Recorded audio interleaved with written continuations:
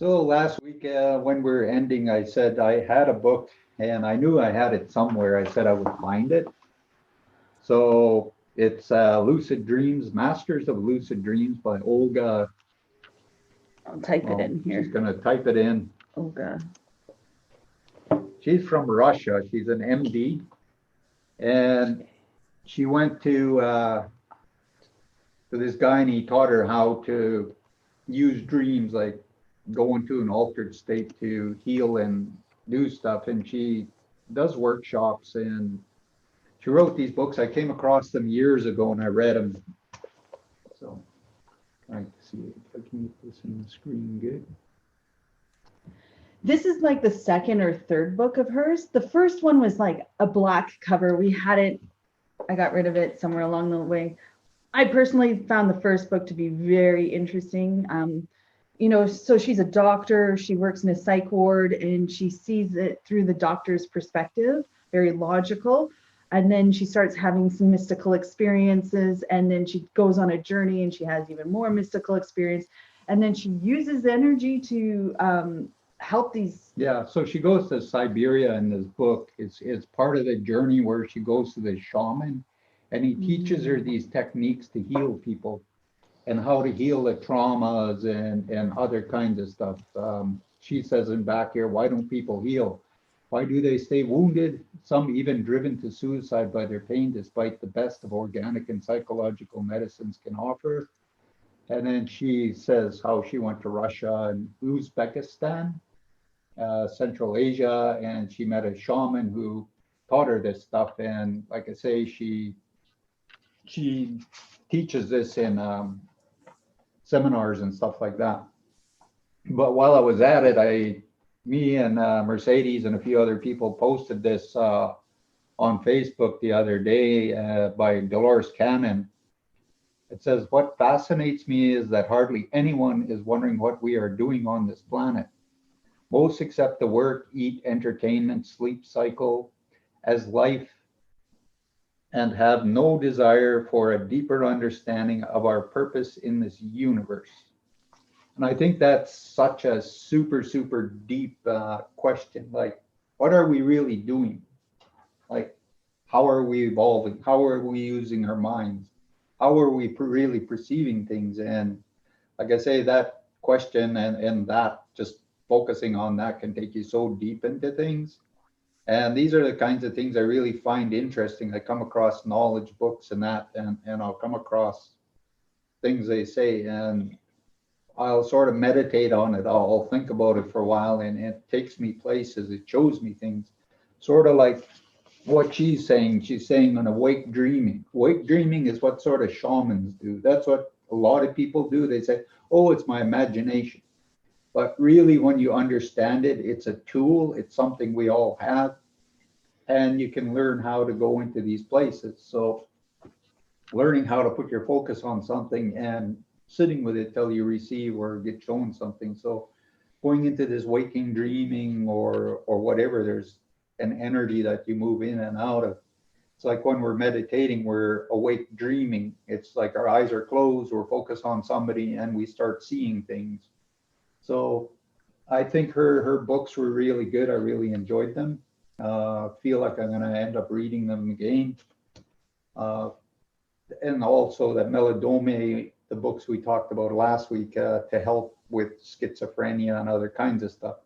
These sort of help with that understandings from shamanism perspective, yet even though they're doctors and psychologists and that, they're taking this knowledge to help people and they're trying to share it for other people to discover this truth too. So meditating, learning, understanding.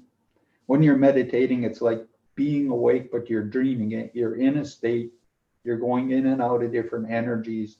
You're trusting that whatever you're being shown has purpose in it.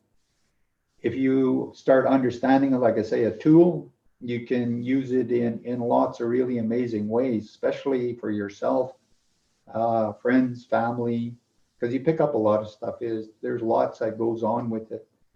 And it's learning how to sit there in peace and let it turn on and off. And instead of going, well, yeah, I just sort of did this. Because it's like when people astral travel, sometimes they're sitting there really tired and they're like, man, I wonder how my mom is doing. She's like 1,000 miles away and I haven't visited her in a long time. And then you just close your eyes for a bit. All of a sudden, it's like you're walking around in your mom's apartment and she's talking and doing stuff and you're seeing all this stuff. And next thing you're back in your body and you're like, oh, that was weird. I just imagined all of that.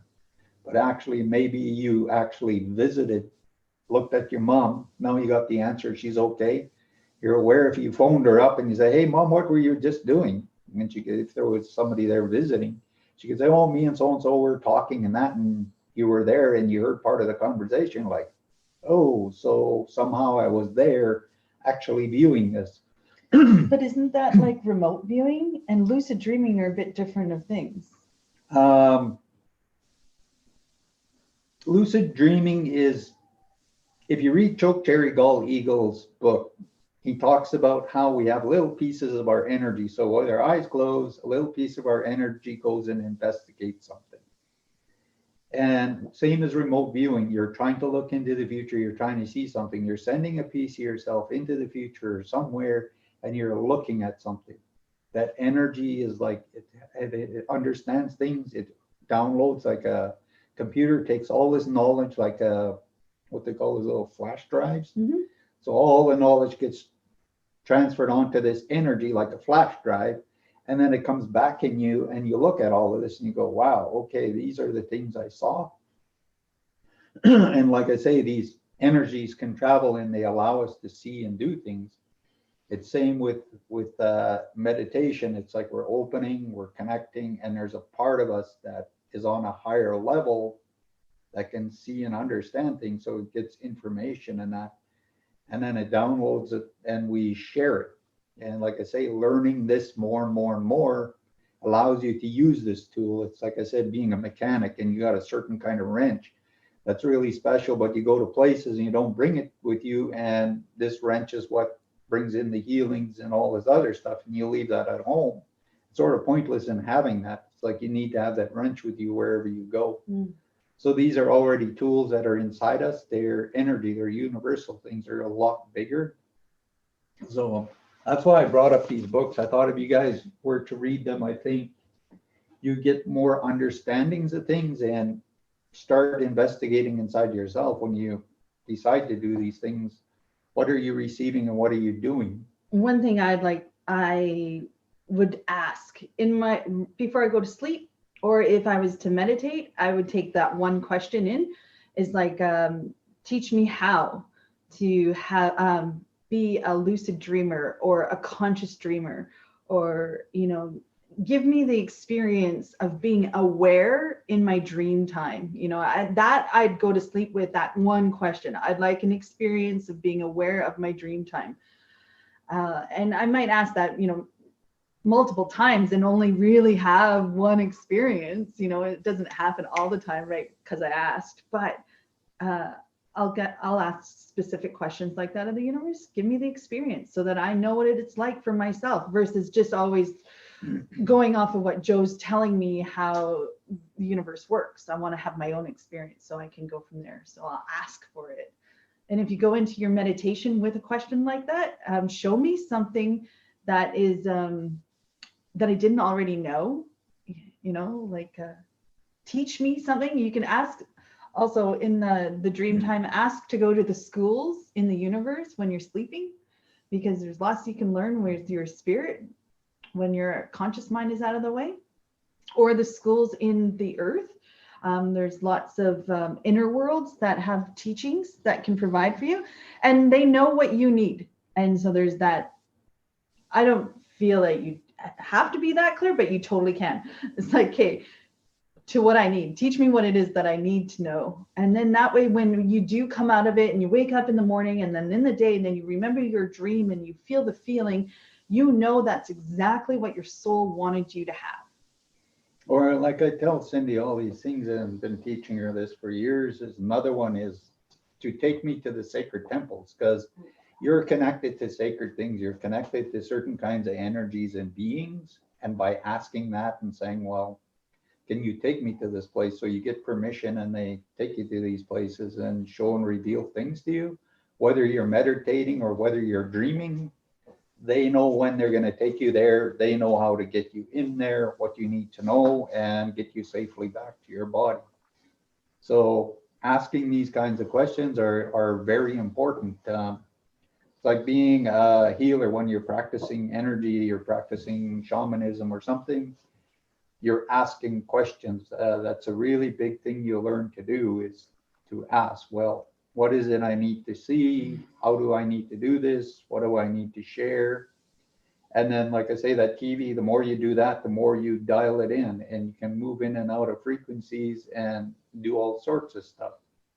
But the more you ask, the more they will teach you and show you these things. So when you turn it on, it's just like working a remote on a TV or turning the dial or whatever on your radio station. You just change things. And that starts to become a real pattern and a habit with you. Whenever you're going to do energy, you just automatically just turn that on. It just flicks on, and you can watch everything, yet you still have questions. And as you question things, you get shown stuff. So it's like you're like the bystander viewing. It's like me looking at the computer, seeing all of you people sitting out there. You're all thinking, you're all doing stuff, but I'm here. And it's the same thing when you're in these states. It's like, okay, I'm here, but I'm seeing things out here and all kinds of stuff's going on. Well, I have a question. If you're showing me this for the person, what is it I need to do with that? Is it really important I share it? Or do I need more clarity and I needed to slow it down? Or it's something later on that's going to get dealt with or brought to the surface. So there's many different things that go on. And the more you do this, the more it'll get really fast. It just becomes an automatic inside. It's like part of your brain turns on and it just knows what it's doing.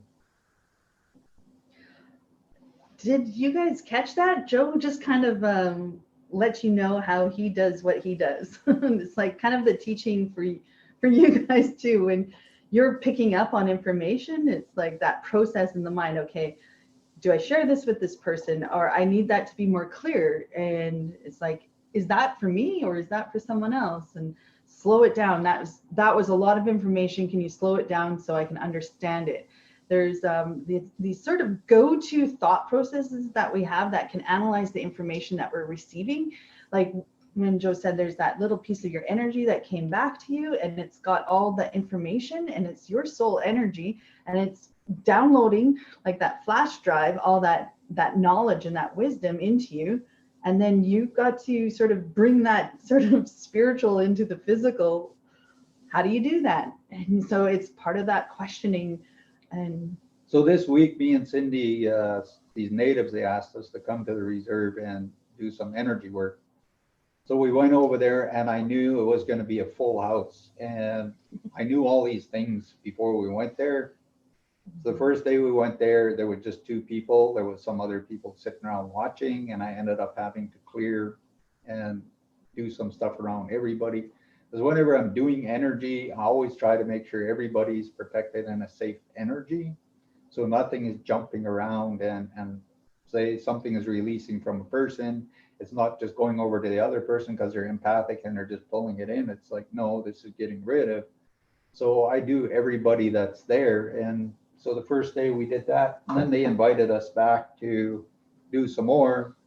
And so we ended up going back, and there was some more people there. And I already was shown everything that would go on in a dream. I don't know how far back before, but I was shown all of this. And then I also knew that somebody else saw all of this going on in a dream too. So while I was doing that, I was like, oh yeah, it just came in really clearly. And I was like, okay, somebody in here saw this already in a dream.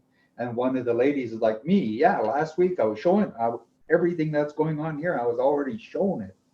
And she does sweats and other kinds of ceremonies. So it was really nice for her to open up and trust and start letting this stuff through. And there was a young girl that I cleared the day before. She came in and she was shown that her uncle would be there today and he would accept to get a clearing. So when she walked in, she was like, I knew this, I saw this. She was just so excited. She was just like, yeah, I saw all of this. I knew it was going to happen. And he's like, no, no, no, I'm going to go home. Yeah. And she got really sad. And she's like, but I knew it. I knew he was going to get it. And she's sitting there and he goes out the door and he's outside. And then he comes back and he's like, nope, I'm going to get it. And he sat down and she just lit up. She was so thrilled and excited that she already saw that before it came in and it happened. And she is very gifted. And it was really nice to see this and the discovery and the awareness that she had this ability, and she's always had it. She was just afraid of it. And so this made something really real. When we were leaving, she's like, I thank you so much because this helped me in so many ways. And she didn't know how to thank us enough as we were trying to leave. And she was just thrilled with it. Yeah. So it was really amazing to see that. Yeah.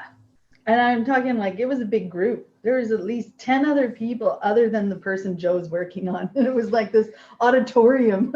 Yeah. So there was conversations going on. Cindy, she's like, they talk over. And this is sort of a native thing. We do this. We could all be sitting there and we talk over one another. And to us, it's a normal thing. And so all of this is going on and I'm doing clearings. This guy's having discussion over here, this person there, Cindy is this and that, and I'm doing all this energy work. So it's like being aware of all of these things and yet still channeling and doing what I need for the person. And just fully being aware and allowing, like I say, that part of the universe that knows everything to expand and control it all while I'm just that conduit and messenger to do these things. And my experience of that was that we did 2 online groups like this. And then we went to this house and did 3-hour clearings after that.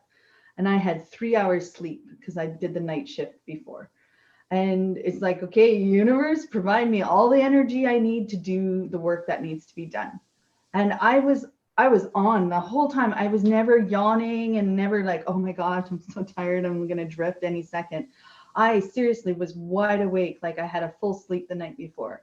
And I just found it so magical that the universe provides whatever you need that needs to be done when you're in that alignment and you're working forwards. You're helping people, you're being of service, and you ask.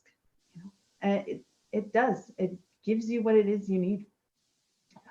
So that was magical for me too. I was like, wow, I feel really good. Yeah.